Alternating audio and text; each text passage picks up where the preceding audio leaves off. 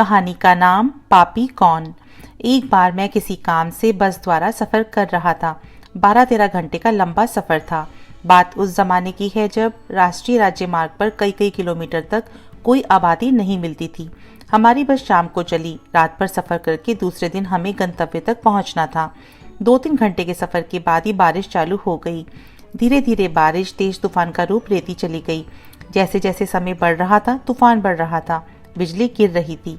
उस तेज बारिश तूफानी रात में बस में बैठे सभी लोग घबरा रहे थे और तरह तरह की बातें करने लगे। फिर बिजली कई बार बस के आसपास ही गिरने लगी, जिसके कारण बस में बैठे लोगों की चर्चा और तेज हो गई कि ज़रूर इस बस में कोई पापी व्यक्ति बैठा है, जिसकी वजह से बिजली उसके ऊपर गिरने के लिए बस के आसपास ही गिर रही है। कुछ लोग चिल्लाने लगे कि ढूंढो उस व्यक्ति को, निकालो बस से, नहीं तो हम सब मारे जाएंगे। बहुत सारे तेज तर्राक लोग थे, कुछ अच्छे संपन्न दिखने वाले।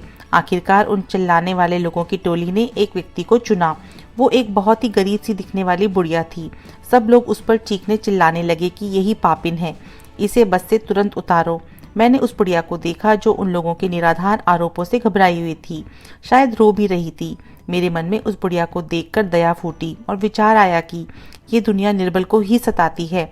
उस दया भाव के कारण मैंने उन लोगों को समझाने का प्रयास किया कि इतनी तूफानी रात में इस जंगल में रास्ते में इस बेचारी बुढ़िया को उतार दोगे तो शायद ये तूफान में ही मर जाए।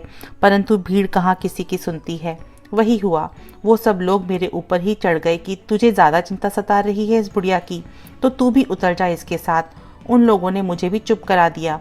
मैं चुप होकर अपनी सीट पे बैठ गया। अब मेरे मन में द्वंद्व चल रहा था कि मैं क्या करूं।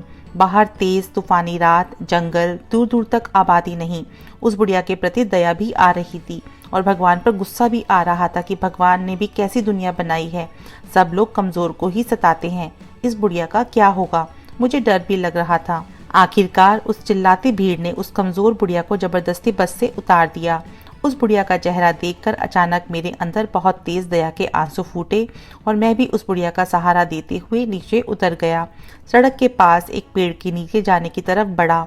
मुझे उस बुढ़िया के साथ नीचे उतरते उस बस के सभी लोगों ने देखा। अधिकतर लोगों ने मुझे मूर्ख कहा, किसी ने चेहरे से, किसी ने शब्दों से, किसी ने अट्टहास हंसी से।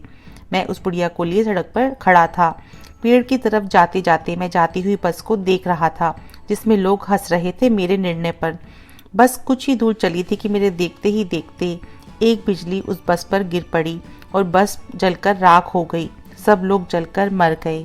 शिक्षा, किसी पर दया फूटे। उस भाव दशा में अपने किसी भी नुकसान की परवाह किए बगैर जो कुछ हमने मदद की तो परिणाम शुभ ही होगा। हो सकता है कभी जल्दी दिखाई दे, कभी देर से।